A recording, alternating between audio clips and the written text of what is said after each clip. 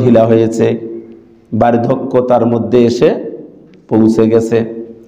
এবার ওই আল্লাহর বান্দা রব্বুল আলামিনের কুদরতি পায়ে সিজদা দিয়ে আল্লাহর কাছে বললেন, ইয়া রব্বুল আলামিন, উচ্চার হয়েছিল, আন্দোলন করেছিল, মিছিল করেছিল জালিমের বিরুদ্ধে, জালিমকে হটিয়ে দেওয়ার জন্য। সেই আন্দোলনে, সেই মিছিলে আমি কি হয়েছিলাম, শরীক হয়েছিলাম। উঠানোর পরে আল্লাহ রব্বুল আলামিন এবার তার আমল নামাটা দেখবেন, দেখে আল্লাহর কুদরতি হাসি দিবেন। আমি দয়া বলছি, এটাই তোমার প্রেস্টিজে লেগেছে, এটাতে তোমার প্রেস্টিজ হাম্পার হয়েছে। তুমি আমার সঙ্গে হিসাব করো, তুমি আমার সাথে হিসাব করতে চাও, তাহলে ঠিক আছে, আজ তোমার সাথে আমার হিসাব হবে। যাবে না, কারণ আল্লাহ বলছেন, কুল, ও হাবিব আপনি বলুন, ইন্না সলাতি ওয়া নুসুকি ওয়া মাহইয়ায়া ওয়া মামাতি লিল্লাহি রাব্বিল আলামিন। সকলের প্রতি আমার আন্তরিক সালাম। আসসালামু আলাইকুম ওয়া রাহমাতুল্লাহ। মহান বিশ্ববিধাতার দরবারে শুকরগুজারি হচ্ছি যে মহান মনিব আমাদেরকে পার্থিব জীবনের সমস্ত ব্যস্ততাকে উপেক্ষা করে তার হুকুম পালন করার জন্য মসজিদে এসে বসার সুযোগ করে দিলেন। সেই মহান মনিবের শানে শুকরিয়া আদায় করছি, সকলে পড়ছি আলহামদুলিল্লাহ।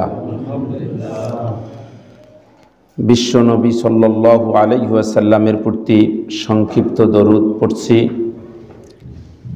যার আদর্শ অনুসরণ, অনুকরণ,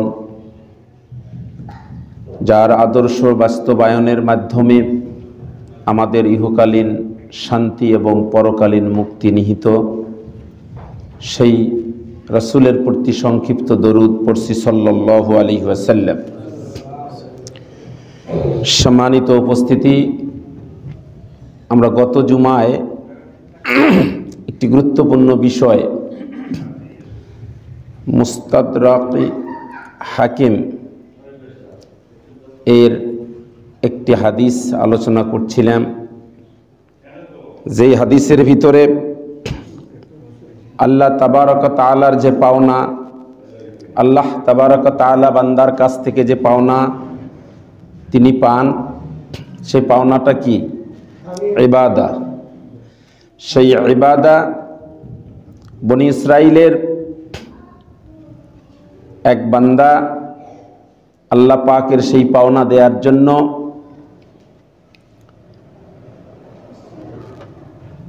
তিনি সমুদ্রের পাড়ে, জঙ্গলের ধারে, একাধারে কতদিন ইবাদত করছিলেন মনে আছে? 500 বছরেরও বেশি।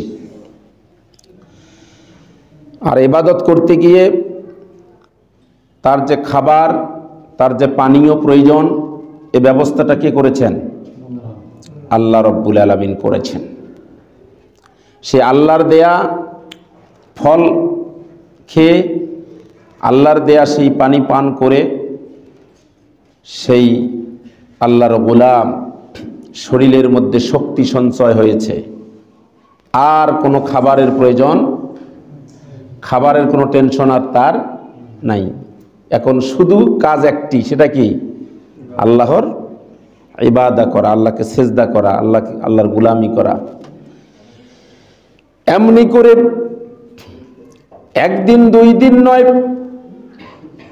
1 বৎসর 2 বৎসর নয়, এমনি করে 500 বৎসরেরও বেশি সময় ধরে আল্লাহর ওই গোলাম আল্লাহর পাওনা দেওয়ার জন্য সেখানে ইবাদতে লিপ্ত থাকলেন।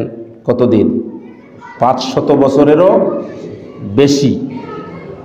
আমাদের কি হায়াত অত লম্বা? হ্যাঁ, আমরা কতদিন বাঁচব?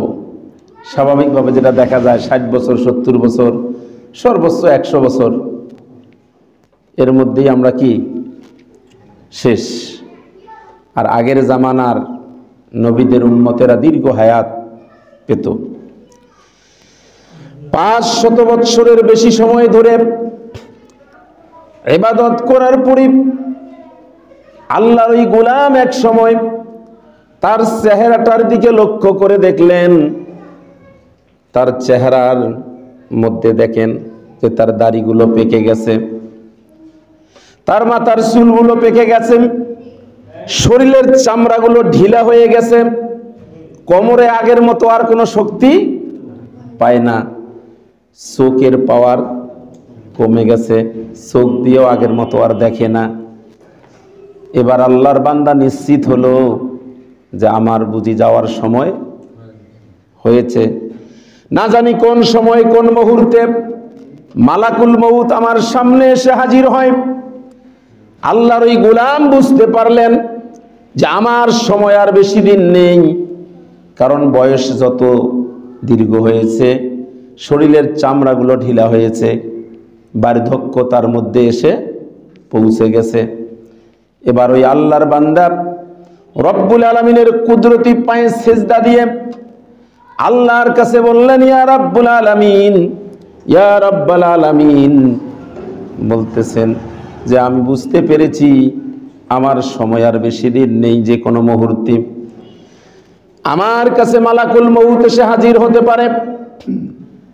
ইয়া রব্বুল আলামিন, মালাকুল মউত যদি আমার কাছে আসে, এই জন্য তোমার কুদরতি পায়ে সেজদা দিয়ে তোমার কাছে আমি দুইটি আবদার, দুইটি চাওয়া আমার তোমার কাছে। জোরে বলেন তো, কয়টা চাওয়া? যেহেতু মালাকুল মউতকে ঠেকানো যাবে না, যাবে কি? কেউ পারবো ঠেকাতে? আল্লাহর এই গোলাম বলতেছে মালাকুল মউত যদি সেই যায়, তার আগে তোমার কাছে আমার দুইটা পাওনা। বলতেছেন রব্বুল আলামিন, এক নম্বর চাওয়া হলো, তোমার কাছে এক নম্বর চাওয়া হলো, মালাকুল মউত যেদিন আমার কাছে আসবে, আমার রূহটা কবজ করে নিয়ে যাবে, সেই দিনটা যেন অবশ্যই শুক্রবারের দিন হয়। সুবহানাল্লাহ। প্রথম চাওয়াটা কি চাইলেন? মৃত্যুটা যেন শুক্রবারের দিনে অথবা রাতে হয়। শুক্রবারের রাত কোনটা? আজকে সন্ধ্যার পরে যেটা হবে, গতকালকে সন্ধ্যা থেকে যেটা শুরু হয়েছে, গত রাতটা ছিল শুক্রবারের রাত, আর আজকের দিনটা হলো শুক্রবারের দিন। তাহলে এক নম্বর চাওয়াটা কি চাইলেন? যে মৃত্যুটা যেন কি বারে হয়? শুক্রবার হয়। কেন চাইলেন? অন্য একটা হাদিসে আল্লাহর হাবিব সাল্লাল্লাহু আলাইহি সাল্লাম বলেছেন, আল্লাহর কোন বান্দার অন্তরে, কোন বান্দার হৃদয়ে যদি জর্রা পরিমাণ ঈমান থাকে, এই ঈমান নিয়ে যদি কেউ শুক্রবারের দিনে অথবা রাতে মারা যায়, তাহলে আল্লাহ রাব্বুল আলামিন ৭০,০০০ ফেরেশতা দিয়ে তার কবরটাকে পাহারা রাখেন। সুবহানাল্লাহ। কিয়ামত পর্যন্ত তার কবরের মধ্যে আযাব হয় না। শুক্রবারের মৃত্যু আল্লাহর কাছে আমরা এই কামনাটা করতে পারি না? তাহলে দেখেন কত যে আজকের জুমাবারটা কত বরকতপূর্ণ একটা দিন। এই দিনে কেউ যদি ঈমান, জর্রা পরিমাণ ঈমান নিয়ে মারা যায়, কিয়ামত পর্যন্ত কি হবে না? তার কবরের পাপ থাকলে সে কিয়ামতের বিচারের পরে সে কি হবে দেখা যাবে, কিন্তু কিয়ামত পর্যন্ত তার কবরটাকে আল্লাহ ফেরেশতা দিয়ে কি করবেন? পাহারা দিবেন। এই জন্য ওই গোলাম এক নম্বর চাওয়াটা হলো শুক্রবারের দিনে অথবা রাতে যেন তার মৃত্যু হয়। দুই নম্বর চাওয়াটা হলো, বললেন রব্বুল আলামিন, আমার মালাকুল মউত যখন আসবে আমার কাছে, ঠিক ওই সময় যেন আমি তোমার কুদরতি পায়ে সেজদারত অবস্থায় থাকি। কি অবস্থায়? সেজদারত অবস্থায় থাকতে চাইলেন। মালাকুল মউত তো আসবেই সময় হলে, সেটা যেন আল্লাহ শুক্রবারই হয়, আর আমার অবস্থানটা যেন হয় আমি সেজদারত তোমার কুদরতি পায়ে। কেন তিনি সেজদারত অবস্থায় মৃত্যুবরণ করতে চাইলেন? কারণ হলো, অন্য এক হাদিসে আল্লাহর হাবিব সাল্লাল্লাহু আলাইহি ওয়াসাল্লাম বলেছেন, এই পৃথিবীর জমিন থেকে যে যে অবস্থায় মৃত্যুবরণ করবে, কাল কিয়ামতে হাসরের ময়দানে, কাল কিয়ামতের ময়দানে তাকে সেই অবস্থায় উঠানো হবে। যে যে অবস্থায় মারা যাবে তাকে সেই অবস্থায় উঠানো হবে। কেউ যদি সেজদারত অবস্থায় মারা যায়, ওই সেজদারত অবস্থায় তাকে কি করবে? উঠানো হবে। কেউ যদি কোরআন পড়া অবস্থায় কেউ ইন্তেকাল করেন, কিয়ামতের ময়দানে তাকে কোরআন পড়া অবস্থায় উঠানো হবে। কেউ যদি আল্লাহর জিকির করা অবস্থায় মারা যায়, সেই জিকিররত অবস্থায় আল্লাহর সামনে হাজির হবে। কেউ যদি গাঞ্জা টানতে টানতে মারা যায়, সিগারেট টানতে টানতে মারা যায়, তাহলে ওই সিগারেট টানতে টানতে ওই গাঞ্জা টানা অবস্থায় তাকে কি করা হবে? আল্লাহর সামনে হাজির করা হবে। কেউ যদি জেনা করা অবস্থায় মারা যায়, তাহলে ওই জেনা করা অবস্থায় তাকে কি করা হবে? ওই অবস্থায় তাকে তুলানো, কিয়ামতে আল্লাহর সামনে হাজির করা হবে। এই জন্য মৃত্যুটা আপনার কোন অবস্থায় হলো, এটা কিন্তু বিশাল একটা ব্যাপার। অন্য একটা হাদিসে আল্লাহর হাবিব বলেছেন, কাল কিয়ামতের ময়দানে এক ব্যক্তি আল্লাহর সামনে আসবেন, এমন অবস্থায় আসবেন তার সারা শরীরের মধ্যে রক্তমাখা শরীরে হাজির হবেন। আল্লাহ সবকিছু জানেন, জানার পরেও জিজ্ঞাসা করবেন, ও গোলাম, তুমি আজকে এই অবস্থায় কেন আমার সামনে আসলা? আল্লাহ জানেন না? জানার পরেও জিজ্ঞাসা করলেন।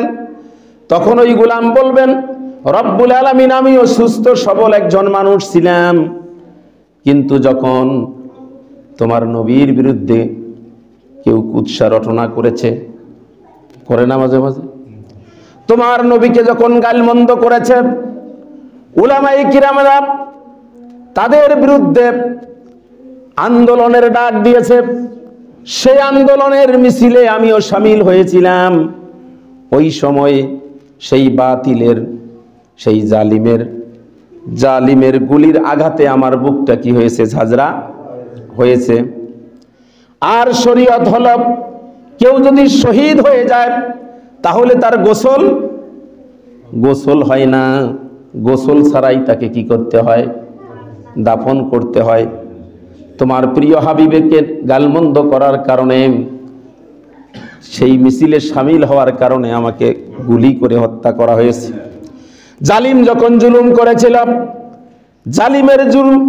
জুলুমের বিরুদ্ধে যখন উলামায়ে কিরাম, ইমানদার বান্দারা যখন সোচ্চার হয়েছিল, আন্দোলন করেছিল, মিছিল করেছিল জালিমের বিরুদ্ধে, জালিমকে হটিয়ে দেওয়ার জন্য, সেই আন্দোলনে, সেই মিছিলে আমি কি হয়েছিলাম? শরীক হয়েছিলাম। সেই জালিমের বাহিনী পুলিশের গুলির আঘাতে আমার বুকটা ঝাঁঝরা হয়েছে। ওই অবস্থায় আমাকে দাফন করা হয়েছে শরীয়ত সম্মতভাবে, আর ওই জন্য আমার গোসল হয়নি। ওই কারণে আমাকে এই অবস্থায় আমাকে হাজির করা হয়েছে। তোমার জমিনে তোমার দিনকে কায়েম করার জন্য যখন আন্দোলন হয়েছে, সংগ্রাম হয়েছে, সেই আন্দোলনে আমিও শরীক ছিলাম। সেই সময়ে বাতিলের আঘাতে আমার শরীরটা রক্তাক্ত হয়েছে, আমার শরীরে রক্তাক্ত হয়েছে, আমি শহীদ হয়েছি তোমার দিনকে কায়েম করার জন্য। শরীয়ত সম্মতভাবে গোসল ছাড়াই আমাকে দাফন করা হয়েছে, আর এই জন্য কিয়ামতের ময়দানে আজকে আমি এইভাবে তোমার সামনে হাজির হয়েছি। আল্লাহর হাবিব সাল্লাল্লাহু আলাইহি ওয়াসাল্লাম বলেন, ঠিক এই সময় আল্লাহর রহমতের দরিয়াটা থরথর করে কাঁপতে শুরু করবে। বলেন আল্লাহু আকবার। আল্লাহ বলবেন, ও গোলাম, তুমি আমার সন্তুষ্টির জন্য, আমার হাবিবের সন্তুষ্টির জন্য তোমার জীবনটা তুমি উৎসর্গ করেছো, রক্তাক্ত শরীরে তুমি হাজির হয়েছ। আজ আমি তোমার আমল নামাটা আমি খুলেও দেখব না। খুলে না দেখে আমি তোমাকে বিনা হিসাবে জান্নাতের ফয়সালা দিয়ে দিলাম। শাহাদাত হচ্ছে একটা সিঁড়ি, একটা কি সিঁড়ি, যার এক প্রান্তে মৃত্যু আর অপর প্রান্তে জান্নাত। যারা প্রকৃতপক্ষে আল্লাহ এবং আল্লাহ রাসূলের সন্তুষ্টির জন্য যারা জিহাদ করে শহীদ হয়ে যায়, এদের আমল নামা আল্লাহ কি করবেন না? দেখবেন না। এরা বিনা হিসাবে কি জান্নাতি। আর যাদের উদ্দেশ্যের মধ্যে সমস্যা আছে, নিয়তে কি আছে, গলদ আছে, যে আমি জিহাদ করব, মানুষ আমাকে মুজাহিদ বলবে, আমি শহীদ হলে মানুষ আমাকে শহীদ বলবে, এই রকম যদি একটু অন্তরের ভিতরে থাকে, তাহলে সে জান্নাতে যেতে পারবে না। কারণ লোকেরা তাকে দুনিয়াতে শহীদ বলেছে, দুনিয়াতে মুজাহিদ বলেছে, আল্লাহ বলবেন যে তোমার আজ আখেরাতে কিচ্ছু নাই। এই জন্য বলা হয়েছে ইন্নামাল আমালু বিন্নিয়াত, প্রত্যেকটা কাজ নিয়তের উপর নির্ভরশীল। এই জন্য ওই গোলাম 500 বৎসরের অধিক সময় ধরে আল্লাহর পাওনা ইবাদত দেওয়ার জন্য ইবাদত করে করে যখন 500 বছর অধিক হয়েছে, তার জীবনে যখন বার্ধক্যের ছাপ এসে গেছে, যখন লক্ষ্য করছে তার চুলগুলো পেকে গেছে, দাড়িগুলো পেকে গেছে, চামড়া ঢিল হয়ে গেছে, চোখের জ্যোতি কমে গেছে, আল্লাহর কাছে তখন দুইটা আবদার করলেন, দুইটা পাওনা, দুইটা তার প্রার্থনা আল্লাহর কাছে আবেদন করলেন। বলেন তো কি? এক নম্বরটা কি? মৃত্যু তো হবেই, মৃত্যুটা যেন শুক্রবারের দিনে অথবা রাতে হয়, আর যখন মালাকুল মউত আসবে সেই সময় যেন আমি সেজদারত থাকি। আমরা কি আল্লাহর কাছে এই দুইটা কামনা করতে পারি কিনা? আমাদেরও তো মৃত্যু হবে, হবে কিনা? আমরা আল্লাহর কাছে কামনা করি, আল্লাহ তোমার ওই গোলামের মতো আমাদের সামনে যখন মালাকুল মউত চলে আসবে, আমাদের বারটাও যেন কি হয়? জুমাবার হয়, আর আমরাও যেন ওই রকম সেজদারত অবস্থায় থাকি। এরকম মৃত্যু অনেক দেখেননি আপনারা? অনেক ইমাম নামাজে সেজদায় গেছে আর সেজদা থেকে ওঠে নাই, এরকম মাঝে মাঝে আমরা তো ভিডিও দেখি, ফেসবুকে আসে। অনেক সৌভাগ্যবান এনারা, যে কত ভাগ্যবান যাদের মৃত্যুটা মসজিদে হয়, যাদের মৃত্যুটা সেজদারত অবস্থা হয়। এর চেয়ে ভাগ্যবান ব্যক্তি, এর চেয়ে সাফল্য ব্যক্তি পৃথিবীতে আর নাই। বিশাল ভাগ্য। আপনার মৃত্যুটা কোন অবস্থায় হলো এটা নির্ভর করবে আপনার কর্মের উপরে। আল্লাহ রাব্বুল আলামিন ওই গোলামের দুইটা চাওয়া পূর্ণ করে দিলেন। দুইটা চাওয়ায় কি করলেন? দুইটা আবেদন আল্লাহ কি করলেন? মঞ্জুর করলেন।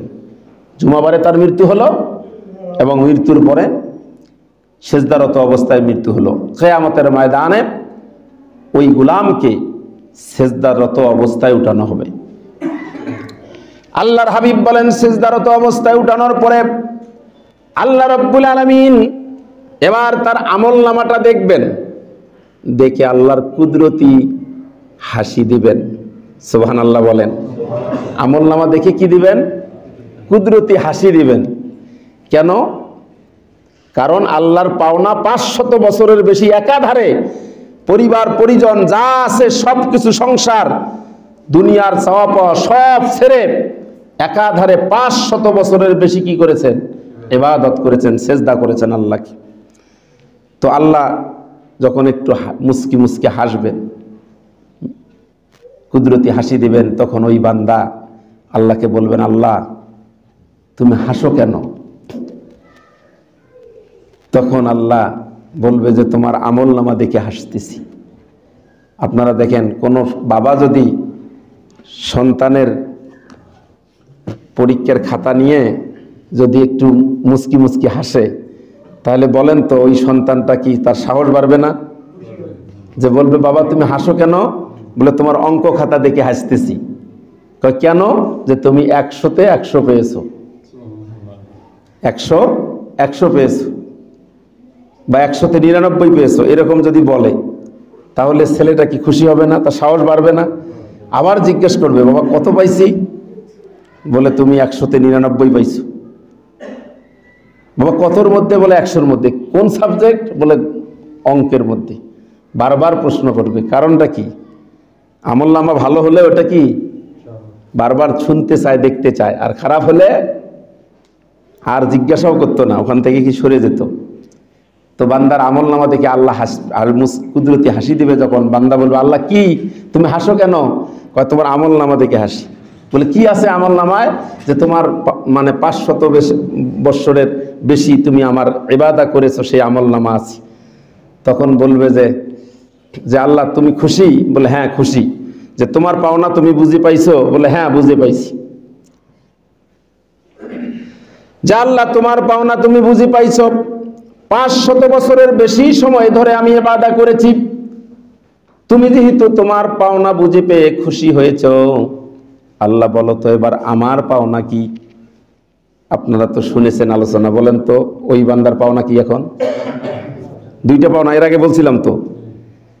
আল্লাহ বান্দার কাছে পায় ইবাদত, আর বান্দা আল্লাহর কাছে পায় কি? জান্নাত। তো আল্লাহ তোমার পাওনা তুমি পাইছো, ঠিকঠাক পাইছো তো? বলে হ্যাঁ পাইছি। তা আমার পাওনা কি? আল্লাহ বলে তোমার পাওনা হলো জান্নাত। বলে তাহলে দিয়ে দাও, আমার পাওনা তুমি দিয়ে দাও। এবার আল্লাহ ফেরেশতাকে ডাক দিবেন, ও ফেরেশতারা আসো, আমার এই গোলামকে আমার দয়ায় এই গোলামটাকে তোমরা জান্নাতে দিয়ে দাও। সুবহানাল্লাহ। কি বলছে শব্দটা খেয়াল করছেন? যে ফেরেশতাকে ডাক দিয়ে বলছে যে তোমরা আমার এই বান্দা আমার পাওনা আমাকে যথাযথ দিয়েছে, এবার তোমরা তার পাওনা জান্নাত আমার দয়ায় তোমরা আমার এই গোলামকে জান্নাতে দিয়ে দাও। কি বলছে? দয়ায়। এইটা ওই গোলামের মাইন্ডে লাগছে, পেস্টিজে লাগছে। কেন লাগছে? কারণ হলো ও চিন্তা করতেছে এটা তোমার পাওনা, আল্লাহর পাওনা আমি আল্লাহকে দিছি, তা আল্লাহর পাওনা আমি আল্লাহ আমাকে দিবে, এটা দয়া করলো কেন আবার? এই জায়গাটাতে তার কি রাখছে? খটকা লাগছে। আচ্ছা বলেন তো, এখন যদি আমি এখন বলি আমাদের এই সেক্রেটারি মহোদয়কে বলি যদি আমাকে যে 2 লাখ টাকা লাগবে, আমাকে 2 লাখ টাকা দেন, তো আমি আগামী মাসে দিব। তা উনি ভাবছে হয়তো হুজুরের দরকার, তা আমাকে টাকা 2 লাখ উনি দিয়ে দিলেন। দেওয়ার সঙ্গে হয়তো বলতে পারে হুজুর আসলে তো হায়াত মুহূর্তের কথা বলা যায় না, টাকা যে আপনাকে 2 লাখ দিলাম, তো মানে এখন আপনিও মারা যেতে পারেন আমিও যেতে পারি, তো এর এগেনস্টে আপনি একটা যদি আমাকে চেক দিতেন তাহলে একটা ভালো হতো। হয় না এরকম লেনদেনের সময়? তা আমি ওনাকে একটা চেক 2 লাখ টাকার একটা চেক লিখে দিলাম, চেকটা ওনার কাছে থাকলো, টাকা 2 লাখ আমি নিলাম। 1 মাস পরে দিতে চাইছি, 1 মাস পরে আমি এসে ওনাকে টাকা 2 লাখ দিয়ে দিলাম, তাহলে ওনার পাওনাটা আমি দিয়ে দিই নাই? দিয়ে দিছি। আমার পাওনাটা কি? চেকটা। তাহলে উনি আমাকে চেকটা দিয়ে দিবেন, এইটা তো স্বাভাবিক। এখন উনি চেকটা দেওয়ার সময় বলতেছে হুজুর এই নেন, দয়া করি আপনার চেকটা দিলাম। উনি যদি বলে যে হুজুর দয়া করি আপনার চেকটা দিলাম, তাহলে আমার মন খারাপ হবে না? কিনা ওনার পাওনা তো আমি দিয়ে দিছি, তা আমার পাওনা চেক উনি আমাকে দিয়ে দিবে, এটা দয়া করে দিল কেন আবার? এই জন্য ওই গোলামের একটু মন খারাপ হয়ে গেছে। বলছে আল্লাহ দাঁড়াও। বলে কি? যে তোমার পাওনা তুমি পাইছো? বলে হ্যাঁ পাইছি। তা আমার পাওনা তুমি আমাকে দিবা, তুমি দয়ার কথা বললা কেন? প্রথমে বান্দার মন খারাপ হয়েছে, বান্দা একটু রেগে গেছে। এবার এর কথা শুনে আল্লাহ রেগে গেছে। আল্লাহ কি হয়েছে? রেগে গেছে। রেগে যাওয়ার পরে আল্লাহ বলতেছে তুমি কি বলো? আমি দয়া বলছি, এটাই তোমার প্রেস্টিজে লেগেছে, এটাতে তোমার প্রেস্টিজ হাম্পার হয়েছে। তুমি আমার সঙ্গে হিসাব করো, তুমি আমার সাথে হিসাব করতে চাও, তাহলে ঠিক আছে, আজ তোমার সাথে আমার হিসাব হবে। কি হবে? হিসাব হবে। এবার আল্লাহ রাব্বুল আলামিন বলবেন ও গোলাম শোনো, তুমি যেদিন তোমার মায়ের পেট থেকে বের হয়েছ, তোমাকে আমি অনেকগুলো অঙ্গ প্রত্যঙ্গ দিয়েছিলাম। আমি যদি ইচ্ছা করতাম, ওই অঙ্গ প্রত্যঙ্গের মধ্যে 2টা চোখ ছিল না? ওই 2টা চোখ আমি যদি ইচ্ছা করতাম, ওই চোখ 2টাকে অন্ধ করে দিয়ে জন্মের কানা করে তোমাকে পৃথিবীতে আনতে পারতাম। আল্লাহ পারতেন না? আছে না এরকম অনেকে? আমি যদি ইচ্ছা করতাম তোমার পা 2টা পঙ্গু করে সারা জীবনের জন্য হুইল চেয়ার বরাদ্দ করে পৃথিবীতে আনতে পারতাম। তা না করে তোমাকে আমি অঙ্গ প্রত্যঙ্গ দিয়ে পৃথিবীতে পাঠিয়েছি। এবার তোমার 500 বৎসরের ইবাদত তুমি আমাকে দিয়েছো, এই ইবাদত আমি তোমাকে ফেরত যদি দেই, মনে করো তোমাকে দিয়ে দিলাম, আর যদি তোমাকে 2টা চোখ অন্ধ করে আমি তোমার মায়ের গর্ভ থেকে বের করতাম, এখন তোমার এই 500 বছরের ইবাদত দিয়ে তুমি গোটা পৃথিবীতে ঘুরে কারো কাছে কি এই 2টা চোখের একটা চোখ তুমি নিতে পারতা? একজন অন্ধ যদি এসে বলে যে আমার 2 চোখ অন্ধ, আমি কোনো নারীকে কোনোদিনও দেখি নাই, 5 ওয়াক্ত সালাত তো দূরের কথা, তাহাজ্জুদ নামাজও কি করি নাই, কাজা করি নাই, আমি সারা জীবনের এই আমলগুলো আপনাকে দেই, আপনার একটা চোখ আমাকে দেন। কেউ তাকে দেবে? তার এই আমলের বিনিময়ে চোখ দিবে? একটা চোখ দিবে? দিবে না। পারলে ধমক দিয়ে তাকে কি করে দেবে? দূর করে দেবে। আল্লাহ বলতেছেন তোমার এই 500 বছরের ইবাদত, এই 500 বছরের ইবাদত দিয়ে তোমাকে যদি আমি ফেরত দেই, আর যদি তোমাকে আমি অন্ধ করে মানে পৃথিবীতে ভূমিষ্ঠ করাতাম, তাহলে এই 500 বছরের ইবাদত দিয়ে তোমাকে কেউ একটা চোখও দিত না। তারপরেও তোমার এখন তো বুঝতে পারছো তোমার 500 বছরের ইবাদত এই দুইটা চোখের মূল্যও হয় না। তারপরেও আমি মনে করো 500 বছরের ইবাদতের বিনিময়ে দুইটা চোখের মূল্য হিসেবে আমি নিলাম। ও গোলাম, আমি যে তোমাকে দুটা পা দিয়েছি তার মূল্য কোথায়? আমি যে তোমাকে দুইটা হাত দিয়েছি তার মূল্য কোথায়? আমি যে তোমাকে মগজ দিয়েছি তার মূল্য কোথায়? আমি যে তোমাকে হার্ট দিয়েছি তার মূল্য কোথায়? আমি তোমাকে দুইটা কান দিয়েছি তার মূল্য কোথায়? আমি তোমাকে নাক দিয়েছি, মুখ দিয়েছি, এগুলোর মূল্য কোথায়? পাই পাই করে সবগুলোর হিসাব বুঝে দিবা, তারপরে তুমি এক পা এখান থেকে তুলবা। ওই বান্দার কাছে কি আছে? ওই 500 বছরের ইবাদত ছাড়া? তো 500 বছরের ইবাদত দিয়ে নাই চোখের বিনিময়ে আল্লাহ মানলো, বাকিগুলো কোত্থেকে দিবে? তুমি আমার সাথে হিসাব মিলাতে চাও? এবার ওই বান্দা সঙ্গে সঙ্গে আল্লাহ পাক ফেরেশতাদেরকে ডাক দিয়ে বলবে, এবার ধরো একে জাহান্নামে নিক্ষেপ করো। আল্লাহর অর্ডার করতে দেরি, কিন্তু ফেরেশতা তাকে জাহান্নামে নিতে দেরি হবে না। আল্লাহর হাবিব বলেন, একে যখন জাহান্নামের দরজার সামনে নিয়ে যাওয়া হবে, আল্লাহর বান্দা এবার কাঁদতে কাঁদতে আল্লাহকে বলবে, আল্লাহ কুদরতি, আল্লাহকে একটা কুদরতি ডাক দিয়ে বলবে, ইয়া রাব্বাল আলামিন, আমি বুঝতে পারি নাই, আমার ভুল হয়েছে। এখন আমি বুঝতে পেরেছি বান্দা, আল্লাহ বান্দার কাছে যেটা পাওনা, বান্দার কাছে আল্লাহ যেটা পায় এটা বান্দা দিতে বাধ্য। এই কথাটাই কিন্তু বুঝাতে চাই, এই ঘটনাটা বলছি আমি। বান্দার কাছে আল্লাহর যেটা পাওনা বান্দা দিতে বাধ্য। এটা না দিলে এর জন্য তাকে গুনাহ হবে, শাস্তি হবে, পরিণামে জাহান্নাম হবে। আর বান্দা আল্লাহর কাছে যেটা পায় এটা আল্লাহ দিতে বাধ্য নয়। যদি আল্লাহ দেয় সেটা আল্লাহর দয়া। ওই বান্দা তখন বলবে, আল্লাহ আমি এখন বুঝতে পেরেছি যে তোমার পাওনা, তুমি যেটা বান্দাকে দাও এটা তোমার দয়া ছাড়া আর কিছুই না। ও আল্লাহ, আমার ভুল হয়েছে, তোমার দয়া দিয়ে তুমি আমাকে কি করো? জান্নাতে দাও। একটা কথা মনে রাখবেন, আমরা যত ইবাদত করি না কেন, ইবাদতের বড়াই দিয়ে, ইবাদত দিয়ে আমরা কেউ কখনো জান্নাতে যেতে পারবো না। জান্নাতে যেতে পারবো কখন?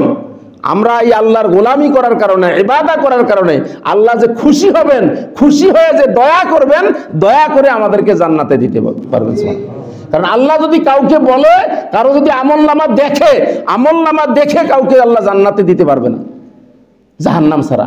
আল্লাহ যদি আমলনামা দেখে, এই বিষয়ে আলোচনা একদিন করবো ইনশাল্লাহ, সূরা জিলজাল থেকে ইনশাল্লাহ একদিন তাফসীর করলে বুঝতে পারবেন। আল্লাহ যদি কাউকে বলে যে তুমি কেন এই অন্যায়টা করছিলি বল, আল্লাহ যদি কাউকে ধরে, তার জাহান্নাম ছাড়া বুদ্ধি নেই। কিন্তু আল্লাহ জান্নাতে দিবে শুধু কি করে? দয়া করে। আর ইবাদত যদি আমরা না করি, বলে আল্লাহ দয়া করে জান্নাতে দিবে, তাহলে ইবাদত করে লাভ কি? আর ইবাদত না করলে তো আল্লাহ দয়াই করবে না। এই সিজদা দেই জন্য, গোলামি করি জন্য আল্লাহ দয়া করবে, এই দয়া দিয়ে আমাদেরকে জান্নাতে দিবে। এই জন্য আল্লাহ রাসূল বলছেন, লা তাদখুলুল জান্নাতা বিআমালিকুম, তোমরা, রাসূল বলেছেন, লা তাদখুলুল জান্নাতা বিআমালিকুম, তোমরা তোমাদের আমল দিয়ে কখনো কি করবে না? জান্নাতে যেতে পারবা না। অনেকে আমলের বড়াই করে। আজকে আমাদের এই ইবাদত নিয়ে অনেক মতভেদ, অনেক বিতর্ক। এগুলো করা যাবে না। কেউ বুকে বাঁধে, না নাভিতে বাঁধে, না কেউ হাত ছাড়ি দেয়, এগুলো নিয়ে বাড়াবাড়ি করা যাবে না। কারণ আল্লাহ বলছেন, কুল, ও হাবিব আপনি বলুন, ইন্না সলাতি ওয়া নুসুকি ওয়া মাহইয়ায়া ওয়া মামাতি লিল্লাহি রাব্বিল আলামিন। বলুন, আমার জীবন, আমার সলাতি, আমার কোরবানি, আমার জীবন, আমার মরণ সবকিছু কার জন্য? আল্লাহর জন্য। সুতরাং আল্লাহর ইবাদত নিয়ে এগুলো বাড়াবাড়ি করা ঠিক না। কারণ ইবাদত যে যেভাবে করে করুক, এগুলো নিয়ে দলাদলি করা যাবে না। কেউ আমিন আসতে বললো না জোরে বললো, এটা নিয়ে দলাদলি করা যাবে না। আল্লাহ রাসূল মাটির তৈরি না নূরের তৈরি, এগুলো নিয়ে দ্বন্দ্ব করা যাবে না, এগুলো আলোচনা করাও ঠিক না। ওখানে আপনার কি লাভ? আল্লাহ রাসূল মাটির না নূরের তৈরি, এটা জেনে আপনার লাভ কি? বরংস আপনার বর্তমানে আলোচনার বিষয় এগুলো না, বর্তমান আলোচ্য বিষয় হলো একটাই, যে গোটা বিশ্বের তাগুতি শক্তিকে ঝেঁটিয়ে বিদায় করে, তাগুতি শক্তির মসনদগুলো তছনছ করে আল্লাহ রাব্বুল আলামিনের সেই খেলাফতকে আল্লাহ রাসূলের আদর্শের মাধ্যমে সেই খেলাফত প্রতিষ্ঠা করা, এটাই হলো বর্তমান আলোচ্য বিষয়। এগুলো দলাদলি ইবাদত নিয়ে এগুলো মানে দলাদলি করার কোনো মানেই হয় না, কারণ কেউ কোনোদিনও ইবাদত দিয়ে জান্নাতে যেতে পারবে না। তাই আসুন আল্লাহ রাব্বুল আলামিনের সঙ্গে যে আমাদের পাওনা, আমরা সেই পাওনাটা আল্লাহকে আমরা দিব, আর আল্লাহ পাক এর বিনিময়ে আমাদেরকে যেন দয়া করে আল্লাহ যেন আমাদেরকে জান্নাতের ফয়সালা করে দেন। সকলে আল্লাহুম্মা আমিন। ওয়া আখিরু দাওয়ানা আলহামদুলিল্লাহি রাব্বিল আলামিন। আসসালামু আলাইকুম ওয়া রাহমাতুল্লাহি তাআলা ওয়া বারাকাতুহু।